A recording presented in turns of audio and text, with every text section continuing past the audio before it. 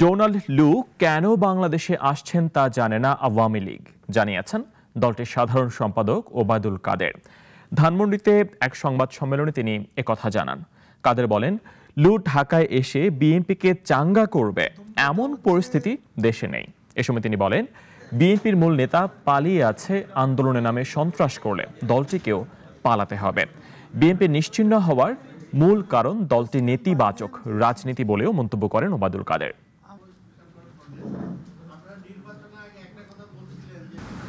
কেউ আমাদের দেশে এসে এখানে বিএনপিকে আবারও মদত দেবে, চাঙ্গা করবে, সেই পরিস্থিতি বোধ এখন বিশ্ব রাজনীতিতে মোটেই নেই। একমাত্র ওয়ালটন এসি দিচ্ছে 1 বছরের রিপ্লেসমেন্ট গ্যারান্টি এবং কম্প্রেসারের 10 বছরের গ্যারান্টি।